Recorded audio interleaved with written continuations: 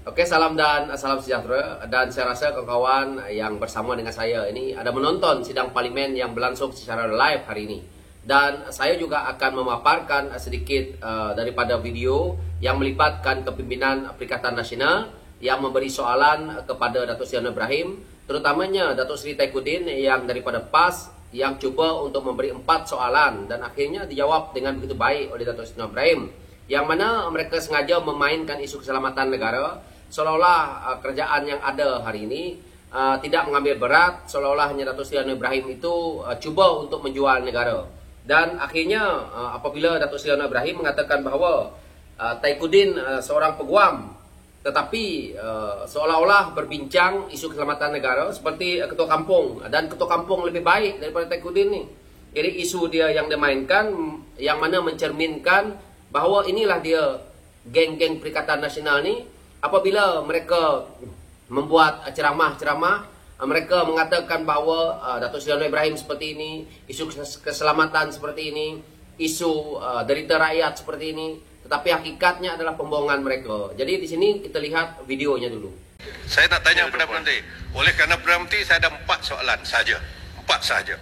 Yang pertama soalan saya, adakah langkah yang diambil oleh Yang Berhormat Perdana Menteri dalam hal ini, iaitu menandatangani perjanjian dengan Jokowi, telah mengambil kira pandangan pihak yang berkepentingan, interested parties, khususnya Kerajaan Negeri Johor dan Kerajaan Negeri Sabah, dan jika ada konsultasi atau engagement itu, bila dia dibuat? Soalan pertama.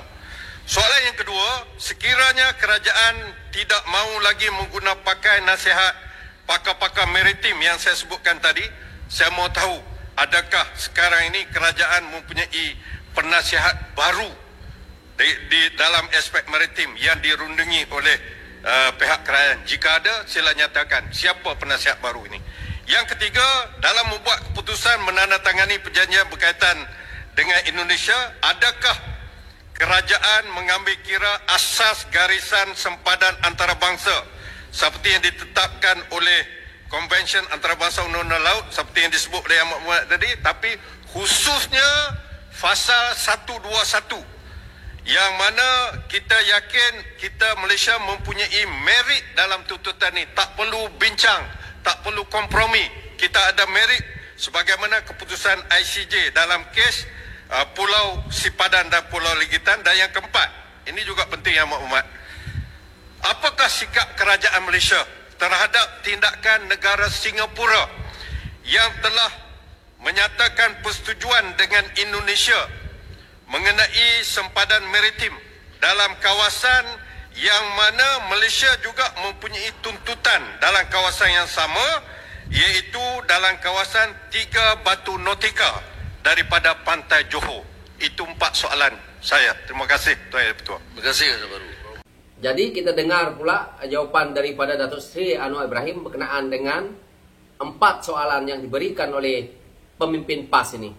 Jom kita tengok. Ramai berpandangan. Pakar maritim. Siapa yang pandangan? Pakar mana yang dibicarakan? Ya? Kemudian telah melanggar yang mana?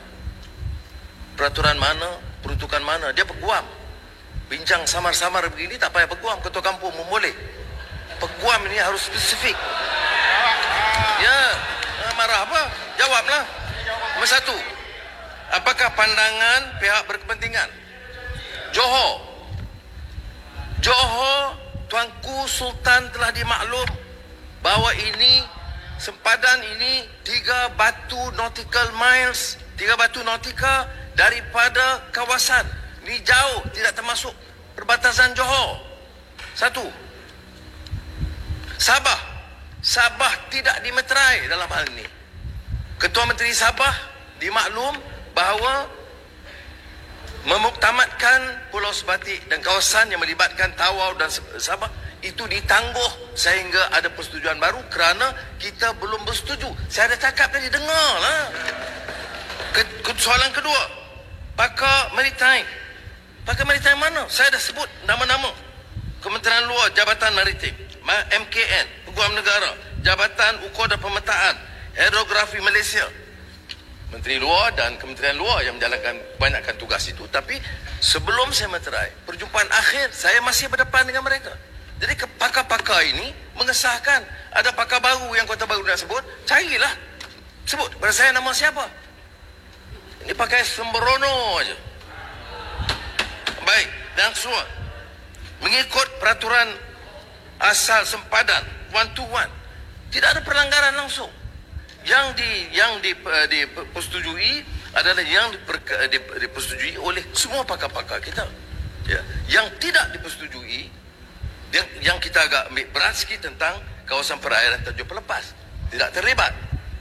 Yang keduanya, soal yang betul-betul jadi masalah ialah soal bersepadan dengan Sabah, yang kita tidak bersetuju. Baik. Mengenai soalan keempat tentang Singapura. Singapura dan Republik Indonesia itu buat perjanjian 2009. Masa itu baguh, beras semua dalam kerajaan. Dan apa yang kita lakukan? Sampai sekarang, yang berhormat harus tahu ya, perjanjian Singapura Republik Indonesia, perjanjian 2009 itu telah dibantah oleh kerajaan Malaysia. Dan saya telah maklum kepada Presiden Jokowi bahawa kita tidak boleh terima yang ini kerana ia menjejaskan kepentingan Malaysia. Baik.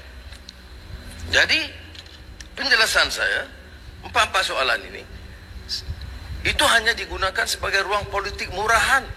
Sebab mana mungkin, ya, kalau disebut, ya, pakar mana, sebut pakar mana.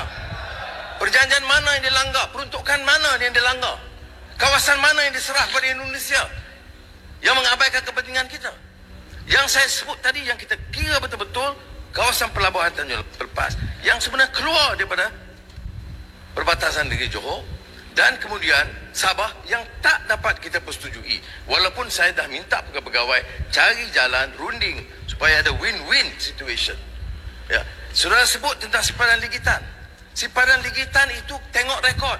Yang pergi runding dengan Presiden Soeharto itu saya sebagai Timbalan Perdana Menteri untuk memberikan mengambil keputusan dipersetujui oleh Presiden Soeharto untuk bawa simpanan ligitan. Nak mengamuk pasal apa? Yang berhormat. So daripada video yang kita tonton ini, kita juga boleh tahu bahawa inilah sikapnya pihak pembangkang. Kalau kawan-kawan nak tahu, kawan-kawan boleh pergi ke live yang ada hari ini juga. Kawan-kawan boleh lihat bahawa pengurusi Perikatan Nasional pun hari ini bercakap seolah-olah seperti ayam terkentut. Yang mana seolah-olah telur tak ada. Bercakap seolah-olah begitu takut dengan jawapan-jawapan yang mungkin akan diberikan oleh Datuk Seri Ibrahim. Jadi inilah sikap mereka. Apabila mereka ceramah, mereka berbohong. Apabila mereka ceramah, mereka membuat satu propaganda. Dan ini hanyalah politik murahan mereka. So, inilah hakikatnya pihak pembangkang. Apabila mereka berada di parlimen, mereka tidak berani bersuara. Lepas keluar daripada parlimen, cakap berkobar-kobar. So itulah dia yang kita lihat. Sekian ulasan saya.